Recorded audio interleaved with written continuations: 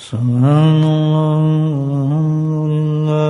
لا الہ الا اللہ واللہ اکبر سبحان اللہ والحمد للہ ولا الہ الا اللہ واللہ اکبر سبحان اللہ والحمد للہ ولا الہ الا اللہ واللہ اکبر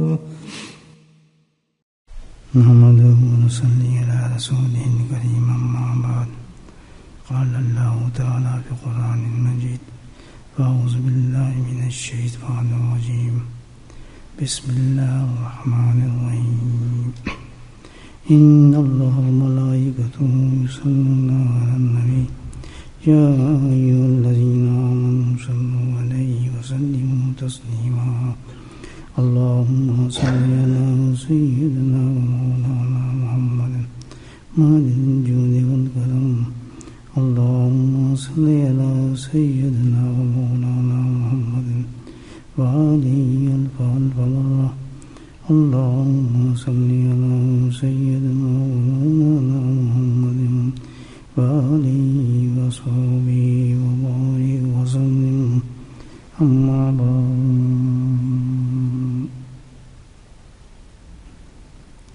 ہماری زندگی میں تزکیہ تصفیہ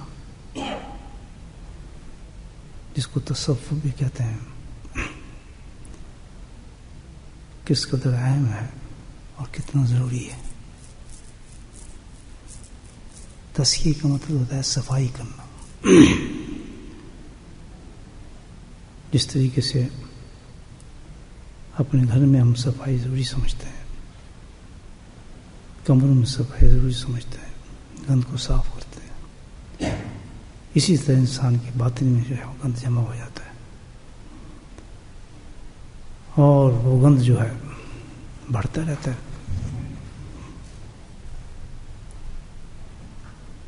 کمرے کی گند میں اور اندر کے ہمارے گند میں زمین آسمان کا فرق ہے۔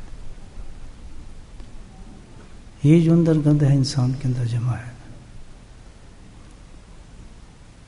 یہ آج ہمیں نظر نہ آئے، اس کا احساس نہ ہو، لیکن قبر میں حشر میں اس کا بہت بڑا نقصان ہوگا ہمیں۔ آج وقت ہے ہم اس کی اہمیت کو سمجھیں، اپنی باطن کی طرف توجہ کریں، اندر کی صفائی رکھیں اور اس کے لیے کافی محتاط رہیں۔ یہ آپشن نہیں ہے کہ بھئی آدمی کرے یا نہ کرے، بلکہ یہ کمپلسری ہے، ضروری ہے، انسان کے لیے اہم ہے۔ حضرت انس رضی اللہ تعالیٰ عنہ فرماتے ہیں کہ نبی کریم صلی اللہ علیہ وسلم نے حج فرمایا، ایک پرانی پالان پہ تشریف رکھتے تھے۔ پالان کہتے ہیں کہ جو اونٹ کے اوپر ہوتی ہے نا، جس میں آدمی بیٹھتا ہے، اور اس پہ جو چادر تھی وہ بھی بہت پرانی چادر تھی، اس کی قیمت 4 درہم سے زیادہ نہیں ہوگی۔ آپ صلی اللہ علیہ وسلم دعا فرما رہے ہیں اس حالت کے اندر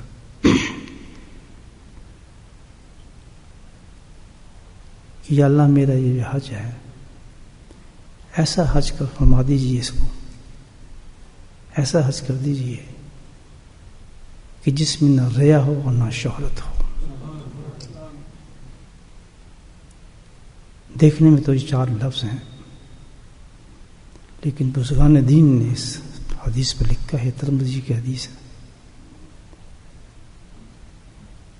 کہ یہ پوری آخرت کا جو ہمارا منحصر ہے اس بات پر ہے سارا معاملہ۔ اللہ کے نبی نے پوری امت کو یہ ایک بہت بڑا تزکیہ اور تصفیہ کا پیغام دیا ہے، اور کیسے موقع پر عطا فرمایا۔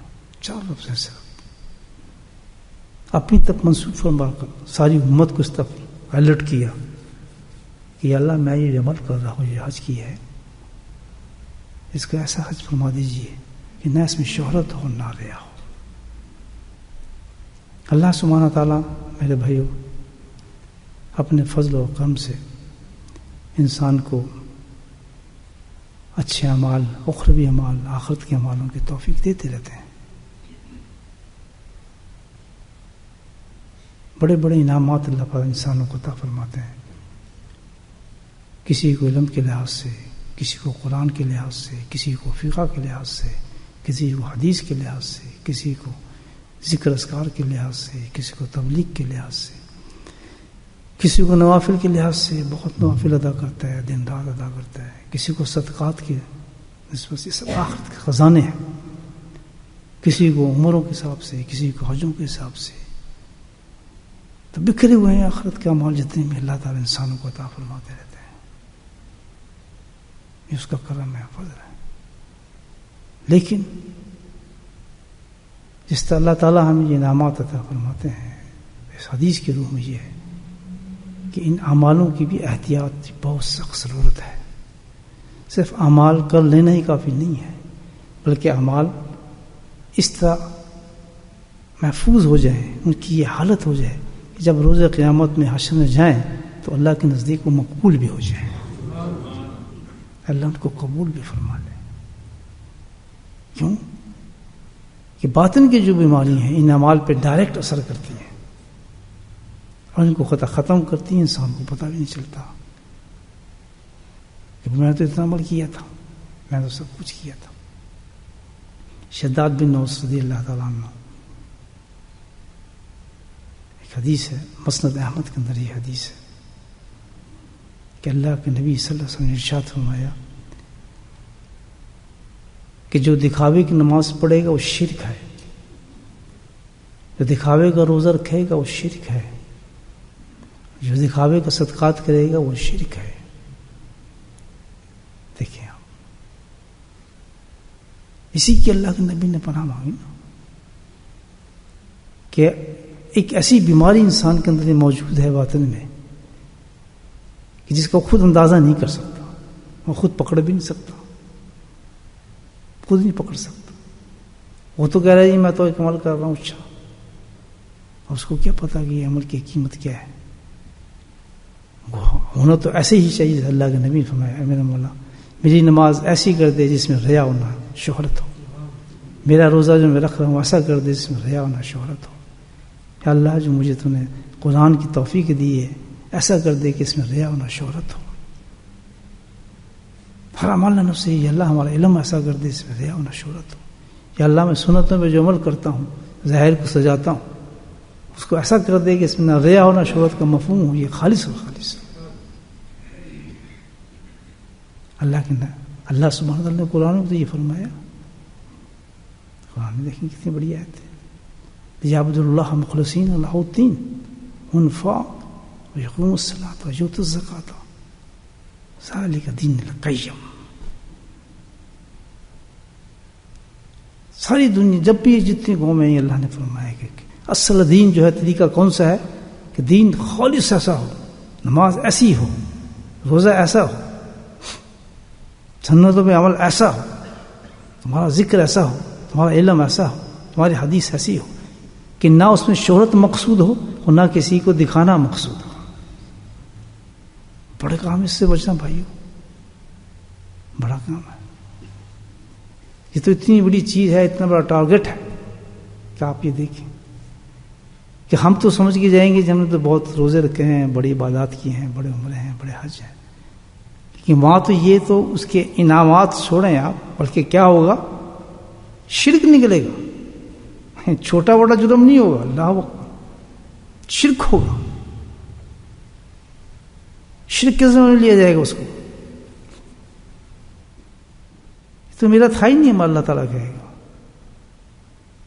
اب وہاں کوئی جواز تو ہم پیش نہیں کر سکتے، اللہ کے نبی نے اتنا بڑا پیغام دیا، قرآن میں آیا، حدیثوں میں آیا، سب تو موجود ہے، لیکن خود ہمارے اندر یہ احساس پیدا نہیں ہوتا کہ ہم اپنے اعمال کے اندر احتیاط کریں اور دیکھیں کہ بھائی یہ جو بیماری ہے، ریا کی جو بیماری ہے، دکھاوے کی بیماری ہے، اس کے بارے میں تو ہم کبھی سوچتے بھی نہیں، کبھی دھیان بھی نہیں جاتا۔ اور یہ تو ایک اصول کی بات ہے دوستو، یہ آپ دنیا کے اصولوں سے اس کو موازنہ کر لیں کہ آج تک کوئی بیماری خود کبھی گئی نہیں، جاتی ہے کبھی نہیں. بیماری تشخیص ہوتی ہے تو انسان فوراً کسی معالج کی طرف بھاگتا ہے، دیکھتا ہے کہ اللہ اس کا علاج کرایا جائے. تو اب دیکھنا تو یہ ہے کہ کتنا لوگ انسان اس پر فکر رکھتے ہیں، کتنے لوگ محتاط ہیں کہ بھئی ہو سکتا ہے ایسا نہ ہو کہ ہمارا عمل کے ریا کے ساتھ ہو، دکھاوے کے ساتھ ہو.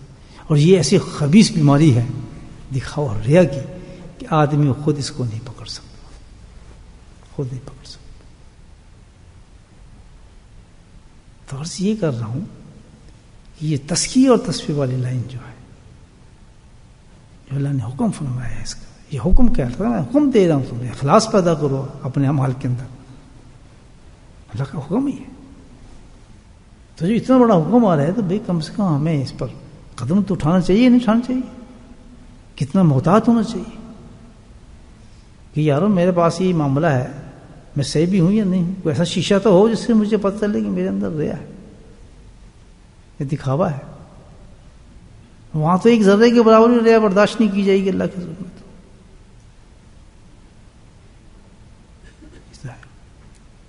شہرت کی طلب رکھنا اور جناب اللہ دکھاوے کی طلب رکھنا اور لوگوں کی تعریفیں سننا، اور کیونکہ اللہ نے تو پھر انعام دیتے ہیں تو اچھے اچھے درجے پہ انعام انسان کو مل جاتے ہیں. اور تعریفیں سننا، یہ سب سننا، تو ایسا ہو رہا ہے تو یہ تو یقینی بات ہے. اگر اس کا علاج بندہ نہیں کر رہا اور محتاط نہیں ہے تو وہ بچ نہیں سکتا.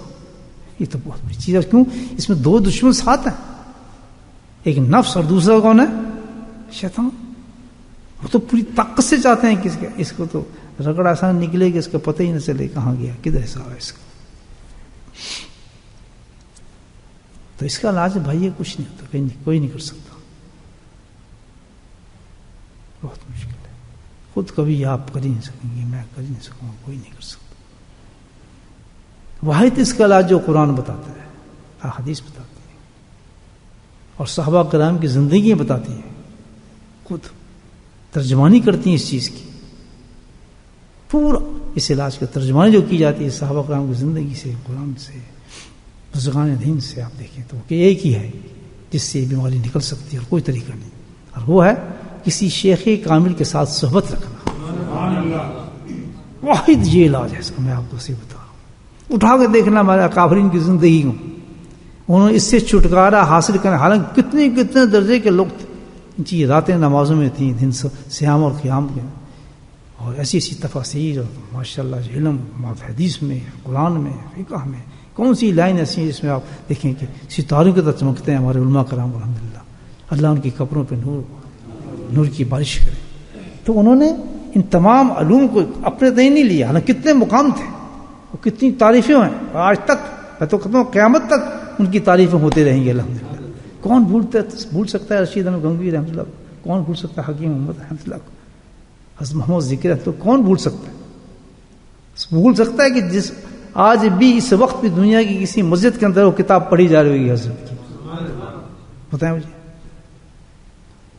جس طرح دن میں رات سورج غروب ہوتا رہتا ہے، کہیں دن ہے کہیں رات ہے کہیں شام ہے، کوئی جگہ ایسی نہیں ہوگی جہاں حضرت کی کتاب نہ پڑھی جاتی ہے. مجھے بتائیں ان کے درجات کیا ہوں گے. لیکن آپ ان کی زندگی میں واقعات آپ کو سننا شروع کر دوں کہ ان کے احتیاط، ان کا محتاط ہونا، ان کا راتوں کو گریہ کرنا اور مانگنا کیا، اللہ تعالیٰ مجھے ریا سے بچانا، مجھے دکھاوے سے بچانا، مجھے تعریف. جب امام الانبیاء یہ دعا مانگ رہے ہیں، مجھے بتائیں امام الانبیاء دعا مانگ رہے ہیں تو ہم تو ہمارا ہم ہیں کیا؟ معشوما نہیں. ہمیں تو کچھ طاقت ہی نہیں، ہماری کیا مانگ. آپ سے سنیں خود یہ نہیں کہا کہ یہ کریں یار، بلکہ سبحان اللہ کیا مثال پیش کی کہ اپنی طرف اشارہ فرما کر کہا ہے. تو آپ بتائیں کتنی اہم چیز ہوگی. سارے صحابہ کا تذکیہ صحبت سے ہوا ہے، ورنہ صحابہ ہی نہ کہلاتے، صحبت سے صحابہ. اور پھر میں نے آپ کو اپنے اکرامین کی مثالیں دی ہیں، کہاں سے کہاں سفر کیا. حاجی امداد اللہ رحمۃ اللہ کی خدمت میں پیش ہوئے کہ وہ کوئی علم سیکھنے گئے تھے، نمازیں سیکھنے گئے تھے، یا فقہ سیکھنے گئے تھے، یا کوئی مسئلے سیکھنے گئے تھے. نہیں، وہ تو حضرت ہم تو آئے صرف اس لیے ہیں، ان کی زبان پہ ایک ہی لفظ تھا کہ ہم اپنے باطن کی صفائی چاہتے ہیں، اور جو اللہ نے ہمیں جو نعمتیں دی ہیں ہم اس کو محفوظ آخرت تک پہنچانا چاہتے ہیں. بھلے سبحان اللہ.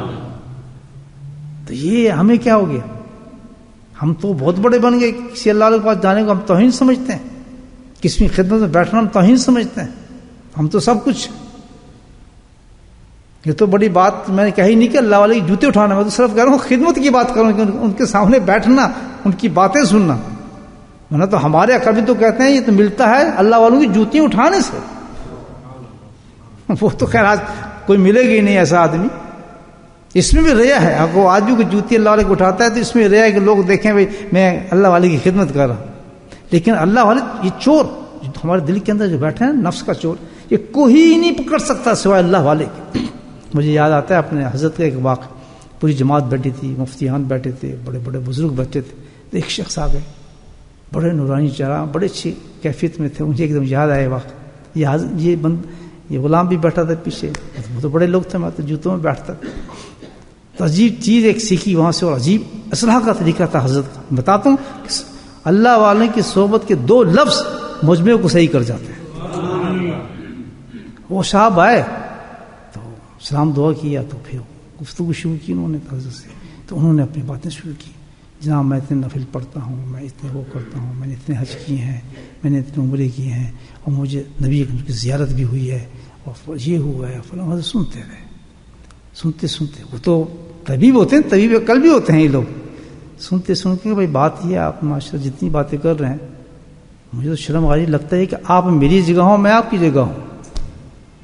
سبحان اللہ. ایسی اصلاح ہوگی پورے مجمع کی.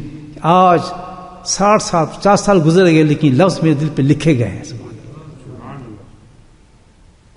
کتنا ریا کا بھوت ہوتا ہے آدمی میں، کتنا ریا کا بھوت ہوتا ہے.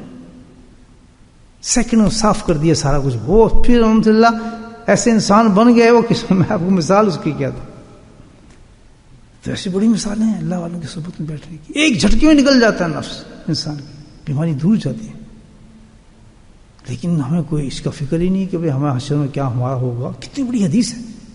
یہ دکھاوے کی نماز ہے. مجھے بتائیں کہ ہمارا دکھاوے کی نماز ہے، دکھاوے کی امامیں ہیں، دکھاوے کے سفید کپڑے ہیں، دکھاوے کی دھوتی پہنی ہے، یا اس میں وہ چیز ہے کہ یہ صرف خالص اللہ کے لیے، کہ اس میں کوئی اور بھی جھلکتی ہیں چیزیں یا نہیں جھلکتی. اور پھر اس کے علاوہ ایک کتنا بڑا تکبر و غرور کسی انسان کے پاس، یہ جا کے بتانا کہ مجھ میں یہ عیب ہے، یا اس نیت سے جانا کہ میں وہاں جاؤں گا تو میرے عیب ختم ہوں گے. وہاں بھی ان تمام چیزوں کو ساتھ لے کے جانا جو اندر گھسی ہوئی ہیں. میں یہ ہوں، میں فلاں ہوں، یہ فلاں ہوں. یہ کہاں تک چلے گا دوستو؟ یہ تو ایک ایسا دھوکہ ہے کہ جب موت کا ایک جھٹکا آئے گا تو وہ ساری چیزیں آ جائیں گی جو قرآن حدیث میں بتایا. مخلصین لہ الدین، کانٹ چھاٹ خود ہی کر اس میں اللہ کے واسطے، اللہ کے لیے کون سا تھا اور تیرے نفس اور شیطان کے لیے کون سی چیز تھی. سن دی کتنے مراحل ہیں ہمارے اندر.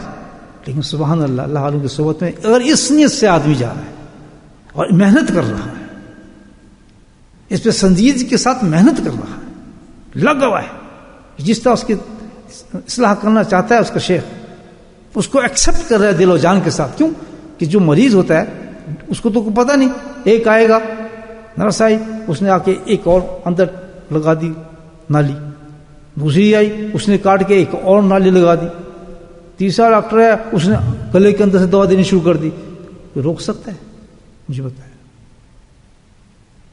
اس کو پنجرا بنا دیتے ہیں. کیوں یہ دوا کام کرے گی جی، یہاں سے ہم نے اس سے سوراخ ہم نے دینا ہے، اس سوئی کو انجیکشن کو لگانا ہے. آپ نے دیکھا ہوگا ہاسپٹل میں یہی تو ہوتا ہے. اور کیا گیا تو فٹافٹ جاتے ہی وہ شروع ہوتا ہے. ایک یہ یہاں لگا دی، یہاں سے دینی پڑے گی جلدی، ایک گردن کے اندر لگا دی، ایک پڑا ہے. تو یہیں سے آدمی سیکھ جائے. اس جسم کو بچانے کے لیے آدمی سب کچھ برداشت کر رہا ہے. میرے بھائیوں، آخرت اور حشر کے میدان میں بچنے کے لیے اگر کسی اللہ والے کی باتیں سننا پڑ جائیں تو کتنا فائدہ ہے. جبکہ کہا جاتا ہے کہ ان کی تو باتیں بھی شفا ہوتی ہیں، ان کی نگاہیں بھی تراق اور طبیب ہوتی ہیں. ان کا بیٹھنا، ان کا دیکھنے سے انسان کو باتیں صاف ہو جاتے ہیں. ہم تو یہ سنا ہے بزرگوں سے، یہی کتابوں ہم نے پڑھا ہے، اور الحمدللہ یہی لوگوں کو جاتے دیکھا ہے. صحابی سے الگ نیت انسان بن کے جائے وہ تو کبر ہے. کہ جب ریا مل جائے بس پھر چھوڑ دے بندہ، کیا ہو تو ایسا ایٹم بن گیا کہ بس اس سے تو پھر دنیا تباہ ہو جائے گی، خود تو کیا تباہ ہونا، لاکھوں کو تباہ کرے گا، پھر اس چیز سے ہٹے گا۔ تو یہ چند باتیں میں نے جو عرض کی، تزکیے کی مجلس کچھ ایسی ہے ہماری تزکیے کی نسبت سے ہے، اور سب سے بڑا مریض تو یہ آپ کے سامنے بیٹھا ہے بندہ خود ہی، جو اپنے رونا رو رہا ہوں میں آپ کے سامنے الحمدللہ اللہ سے، کیونکہ دیکھیں اس وقت ہم یہ باتیں کر رہے ہیں، اللہ کس طرح ہمیں سنا رہا ہے۔ شب جمعہ ہے، شب جمعہ آپ دیکھیں 70 گنا ہر عمل کا ثواب بڑھتا ہے۔ اچھا آن ٹاپ آف دیٹ یہ مہینہ رجب کا ہے۔ اچھا اس میں ایک خاص وجہ کیا ہے جو آپ کو بتا رہا ہوں، رجب کا ہے، اس کی شان کیا ہے، اس کی کیا شان ہے خاص مہینے میں جمعہ ہے؟ آج بڑا محظوظ ہو رہا ہوں اس اللہ کے ذکر سے الحمدللہ کہ رجب میں ہم کر رہے ہیں۔ کیا شان ہے رجب کی؟ رجب کی سب سے پیاری اونچی شان جو مجھے نظر آتی ہے اس ناقص کو، وہ یہ نظر آتی ہے کہ اللہ کے نبی نے اس کے لیے دعا مانگی ہے، مانگی نہیں مانگی، اور دعا میں آپ کی دعا قبول ہوگی نہیں ہوگی، اس دعا میں اللہ نے فرمایا کہ یا اللہ اس مہینے کے اندر برکت عطا فرما، کہا یا نہیں کہا؟ تو مجھے بتائیں کہ اس مہینے کے اندر انسان جو عمل کرے گا اس کی برکت کا شمار کیا ہوگا؟ کیا آپ کو سوچ سکتا ہے کتنی برکتیں ملیں گی؟ آج کے ذکر میں ذکر تو ہمیشہ کرتے ہیں، لیکن آج کا صبح کا ذکر، رجب کا ذکر، اور رجب کا صبح کا ذکر، رجب کی تسبیحات، رجب کی چیزیں، اس میں تو جو خاص دعا چل رہی ہے امام الانبیاء صلی اللہ علیہ وسلم کی، برکت برکت برکت برکت کے الحمدللہ بارشیں برس رہی ہیں انسان کے اوپر۔ تو اس مہینے کے اندر تو بڑی احتیاط ہمیں کرنی چاہیے، آج سے ہم اپنی نیت کر لیں کہ بھائی یہ تو ایک بہت مقصد ہے ہماری، جتنی بھی عبادتیں آنے والی ہیں جو ہم کریں گے، کیا اس میں ریا ہے، دکھاوا ہے؟ لیکن کہنے سے نہیں ہو سکتا، کبھی بھی نہیں جائے گی، بیماری جا ہی نہیں سکتی جب تک کہ وہ طریقہ اختیار نہ کیا جائے گا جو قرآن حدیث نے بتایا ہے۔ اللہ کے نبی نے بتا دیا کہ یہ ایسی چیز ہے اور ایسے جائے گی، قرآن نے بتا دیا کہ اتنی بڑی بیماری ہے ایسے جائے گی۔ کرنا ہمارا کام ہے دوستو، یا تو نفس و شیطان سے رک جائیں اور اپنے خود پلانی کرتے رہیں ذہن میں، نہیں جی کیا فرق پڑتا ہے، نہیں جی دیکھی جائے گی، اور ایک تکبر، نہیں ہمارے تو مالی ایسے ہیں، بس خوابوں پہ زندہ ہیں ہم لوگ، یہ عوض رکھیں، یہ سب دھوکے ہیں، بزرگ اٹھا کے دیکھیں، خواب حقیقت نہیں ہوتی ہے، خواب خواب ہے۔ ایک خواب کے اندر انسان کو بادشاہ بنے کے خواب ہوگی نہیں، خواب کی دنیا کے تو بہت کچھ بزرگوں نے لکھا ہے، ایک خواب کے سچ ہونے میں کتنی زبردست چیزوں کی ضرورت ہے، آپ کو پتہ ہے کتنی زبردست چیزوں کی ضرورت ہے۔ بس ہمیں اعتبار کس پہ کرنا ہے کہ جو نبی کریم صلی اللہ علیہ وسلم کی سنت اور شریعت کے مطابق ہمارا عمل ہے، جاگتے میں جو ہے۔ اگر ہمیں بزرگی بتا کی جا رہی ہے، آپ تو جناب کتب بن گئے ہیں، آپ غوث بن گئے ہیں، اور جناب بڑے بڑے درجے آپ کو دکھائے جا رہے ہیں، بڑے بڑے بزرگ دکھائے جا رہے ہیں، نورانی شکلیں دکھائی جا رہی ہیں، کوئی اعتبار نہیں۔ ہم نے کس سے موازنہ کرنا ہے کہ کیا ہماری زندگی کا وہ ہے کہ ہم کسی اللہ والے کے صحبت میں بیٹھ رہے ہیں، کیا اس سے اپنا تزکیہ کرا رہے ہیں اور ہم اعمال اس کے کہنے کے مطابق کر رہے ہیں، تب تو جا کے صداقت ملتی ہے، اور اس کی گارنٹی وہ اللہ والا دے رہا ہے، یہ تجھے خوشخبری ہے، مبشرات ہیں تیرے لیے، تب جا کے اس پہ کچھ اعتبار کریں، ورنہ خواب خواب ہی ہوتا ہے۔ اس کی وجہ سے کبھی اپنے اعمال کو چھوڑیں نہیں، اسی راستے پہ چلیں جو اللہ کے رسول نے بتایا ہمیں صلی اللہ علیہ وسلم، جو شریعت ہمیں بتاتی ہے کہ اپنے آپ کو سنبھالو، جو نعمتیں میں تم کو دے رہا ہوں عبادات کی، اس کی قدر کرو، اور ان کی احتیاط اسی چیز میں ہے کہ کسی بھی باطنی بیماری کا اثر اس پہ نہ ہے، کھا جائے گی دیمک کی طرح آپ کے اعمالوں کو، اور آخرت میں جب آپ جائیں گے تو اس میں سے آپ کو کچھ بھی نہیں مل سکے گا، لیفٹ سے رائٹ ہو جائیں گے۔ دنیا کی تعریفیں تو ملیں گی جناب، یہ اور القاب بھی ملیں گے، درجے ملیں گے، اور مسند بھی مل جائے گی بیٹھنے کے لیے، اور لوگ ہاتھ بھی چومیں گے، اور بڑی بڑی باتیں ہوتی ہیں، لیکن دنیا ایک خواب ہے اور دھوکہ ہے، بہت بڑا دھوکہ ہے۔ یاد رکھیں، بات وہی ہے، قبول وہی ہے جو نبی کی شریعت اور سنت کے ترازو میں تولی جائے، بس اور کچھ بھی نہیں۔ اللہ پاک ہم سب کو توفیق نصیب فرمائے۔ تو اس مہینے سے کوشش شروع کر دیں، اپنے عملوں پہ کنٹرول کریں، اور تصفیہ کی لائن کی طرف چلیں، تزکیے کی طرف چلیں، کسی اللہ والوں کو تلاش کریں، اس کی منت کریں، اس کی کہانی سنیں، اس کے چوتے اٹھائیں، اس کے جو کچھ وہ کہے، کیوں جس طرح ڈاکٹر جب جاتے ہیں کبھی انجیکشن، تو وہ تو جس طرح چاہے گا آپ کا علاج کرے گا۔ اگر ہم یہ چاہیں کہ ہماری مرضی کے مطابق علاج ہو، جو ہم جو چاہیں حضرت ویسے ہی کریں، جو ذکر ہم چاہیں وہ ذکر ہمیں دیں، جو وقت ہم پسند کرتے ہیں وہ کریں، جو ہم نے کرنا ہے ہم نے وہ کرنا ہے۔ میرے بھائی آج تک کوئی مریض ایسے صحیح ہوتے میں نے دیکھا نہیں۔ دیکھا ہے آپ نے کبھی؟ نہیں، کوئی آج تک دنیا میں نہیں آیا، بس میں نے دیکھا۔ پھر کیا ہوتا ہے کہ ایسا مریض بہت جلدی اس دنیا سے قبرستان کی طرف جاتا نظر آتا ہے۔ تو یہ تو کوئی مرض نہیں، جانا یہی ہے جس طرح بتایا گیا ہے۔ اللہ کے نبی فرما رہے ہیں، سبحان اللہ، کیسی بات کر رہی ہے، کیسی پیاری حدیث ہے کہ یا اللہ یہ میرا ایسا حج ہو جائے جو ریا سے اور دکھاوے سے پاک ہو۔ تو یا اللہ ہماری نماز ایسی نماز ہو جائے اور دکھاوے روایت سے پاک ہو۔ ہمارا ہر فعل ایسا ہو جائے نہ جس میں ریا ہو، نہ دکھاوا ہو، نہ شہرت کی طلب ہو۔ دیکھیں کتنا لطف آئے گا اس زندگی کے اندر۔ اور پھر اللہ تعالیٰ انسان قدم اٹھاتا ہے، جو طریقہ بتایا گیا ہے اس طریقے کے مطابق جو قدم اٹھاتا ہے، الحمدللہ اس میں سے ہزاروں بیمار نکل جاتی ہے۔ سب سے بڑا کبر نکلتا ہے کہ اپنا کو بہت کچھ سمجھتا ہے۔ جیسے میں نے آپ کو حضرت کی ایک مثال دی، بڑے بڑوں کو صحیح ہوتے دیکھا تھا ہم نے، ایک سیکنڈ میں الحمدللہ پھونک نکل جاتی ہے آدمی کی۔ تو اللہ والے تو بالکل چور پکڑتے ہیں اندر سے، بالکل چور پکڑا جاتا ہے۔ حکیم الامت کے واقعات میں آپ کو سناؤں تو آپ حیران ہو جائیں کہ کس طریقے سے صلاح فرماتے تھے آپ لوگوں، تو کیسے طریقے سے برس کو پکڑ لیا جاتا تھا، اس کے فوراً برس پکڑ لیا جاتا تھا اور وہیں صحیح ہو جاتا تھا۔ تو طبیب قلبی اگر یہ حکم ہے تو انشاءاللہ قیامت تک ملیں گے۔ ایسے ہی نہیں ہے کوئی کیا تو رجال ہو گیا ہے، اللہ تعالیٰ نے کہہ تو دی ہے اور ہسپتال نہیں بنائے، کبھی ایسا نہیں ہوگا۔ NSS چل رہا ہے اللہ تعالیٰ کا بھی، نیشنل سیکورٹی وہ قائم ہے، کمپیوٹر بھی ہیں، نرسیں بھی ہیں اور ڈاکٹر بھی ہیں، سب کام کر رہے ہیں اپنا اپنا، سب جگہ داخلہ لے لیں کسی ہاسپٹل میں الحمدللہ جا کے، کوئی فرق نہیں پڑتا۔ پرائیویٹ بھی ہیں اللہ کے فضل سے، پرائیویٹ ہاسپٹل بھی ہیں، اس میں خرچ ہے تھوڑا سا، یا پھر دوسرے نیشنل ہاسپٹل اس میں چلے جائیں، الحمدللہ آپریشن جلدی ہو جائے گا، وہاں مشینیں بھی جلدی ہیں۔ تو بھائی بہت سیریس معاملہ ہے۔ اللہ تعالیٰ سے دعا کریں کہ ہمیں کسی اللہ والے کی طرف نسبت ہو اور بیٹھیں اور اپنے آپ پہ زیادہ توقع اور بھروسہ نہ رکھیں۔ یہ شیطان ایسے ہی کراتا ہے، شیطان سارے یہ کام کراتا ہے کہ اس کو اتنا متقل کر دے گا اپنے پہ، بس اس کو ضرورت ہی نہیں کسی چیز کی۔ اگر چاہے کوئی شیخ پکڑ بھی لیا تو نام کے لیے پکڑا، کیوں کہ اس کا نام بہت اونچا ہے، بس کسی نے پوچھا کہ ہماری تو نسبت مجھ سے ہے۔ اچھا جی کتنی دفعہ ملاقات ہوتی ہیں، کتنی دفعہ دن میں آپ ان کے ساتھ ذکر کرتے ہیں، کتنے آپ کے لیے تزکیے کے معاملات ہوتے ہیں، کتنا آپ کا دیکھ بھال ہوتا ہے، کتنا آپ کے گناہوں کی طرف نہیں، وہ تو کبھی کبھی خط پہ بات ہوگی، فون پہ ہو جاتی ہے، وہ بڑے مصروف ہیں جی، وہ کہاں ملتے ہیں؟ سبحان اللہ۔ تو بھائی یہ تو بڑا مصروف ہے، آپ بستر پہ لیٹیں گے، کنسلٹنٹس آ نہیں رہے جی، نہیں جی وہ تو بڑے مصروف ہیں، آپ لیٹ رہے ہیں، انشاءاللہ 1 مہینے کے بعد آئیں گے، اور بچے کا مریض بیچارہ۔ تو قصور کس کا ہے؟ قصور تو اس مریض کیا دیکھ کے جاتا ہے کہ میں کس ہسپتال میں جا رہا ہوں، ایسے ہی جاؤں جہاں اٹینڈنس اچھی ہوتی ہے، دیکھتا ہے، جو فکر رکھتا ہے کسی مریض کا۔ مقصد ہمارا کیا ہے؟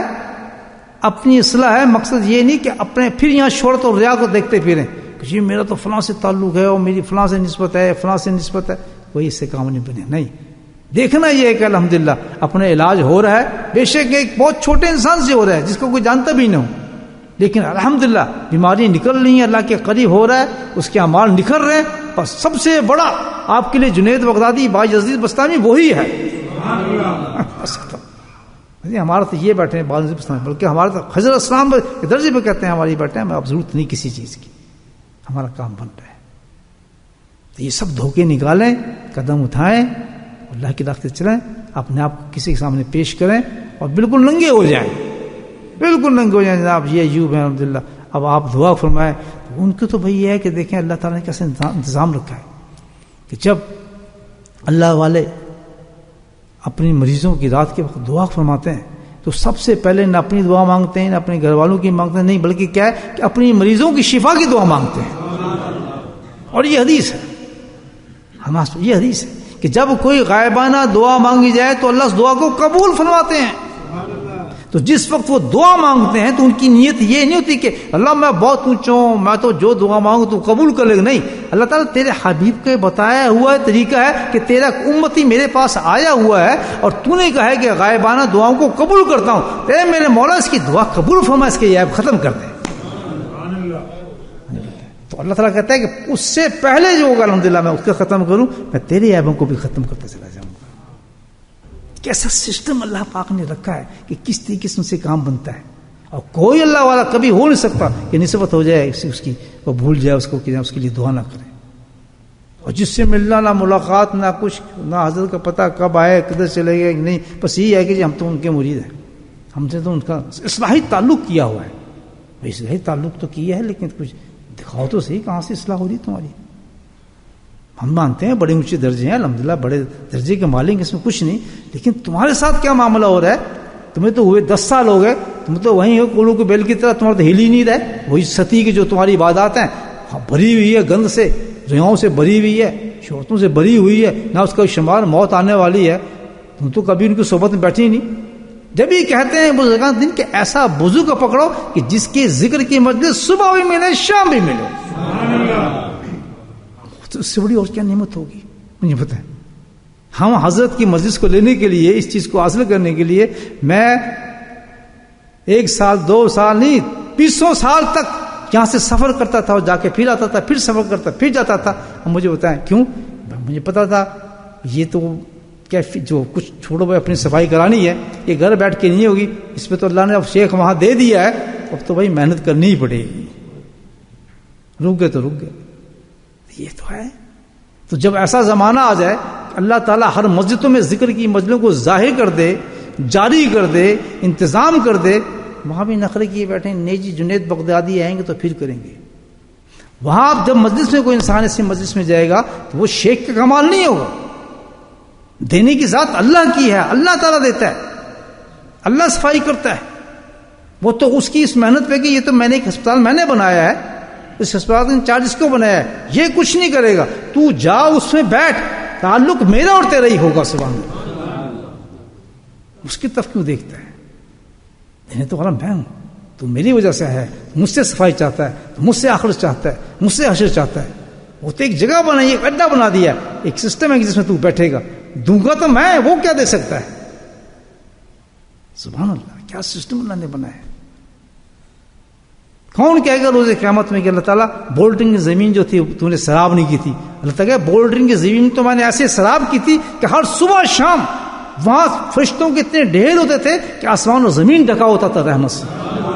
محروم تو رہا متکبر، تیرے کبر نے تجھے ایمان نہیں آنے دیا، تجھے احساس نہیں ہو دیا کہ میں تو فلاں ہوں فلاں ہوں. تو سمجھے نہیں کہ تو سمجھتا اس آدمی کی مجلس ہے، مجلس تو تیرے رب کی تھی.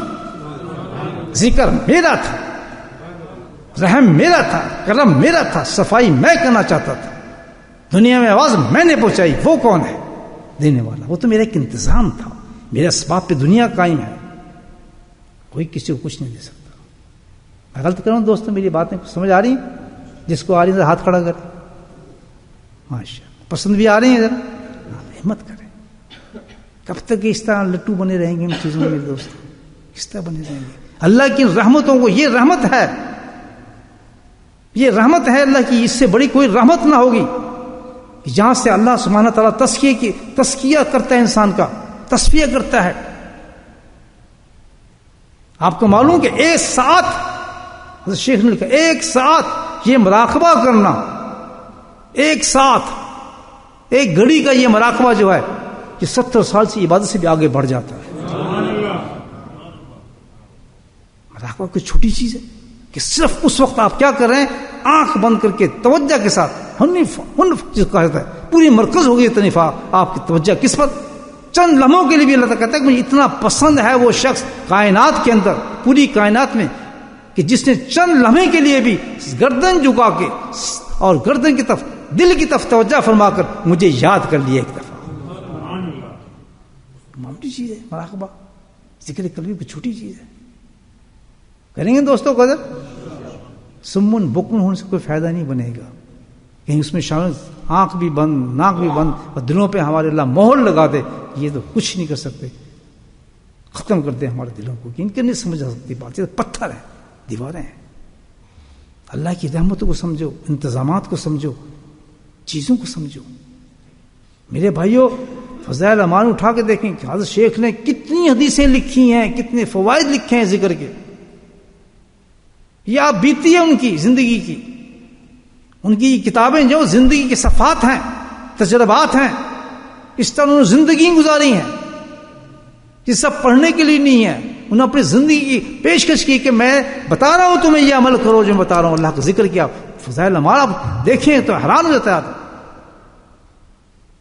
بعض دفعہ فضائل اعمال پڑھا جاتا ہے اور میں نکل رہا ہوتا ہوں تو واللہ وہ حدیث سنتا ہوں میں اس تک چاہتے ہیں میرا جسم کانپنے لگتا ہے کہ سبحان اللہ کیا ذکر کی تعریف کی جا رہی ہے. اللہ نے اس میں تعریف کی ہے اس حدیث میں.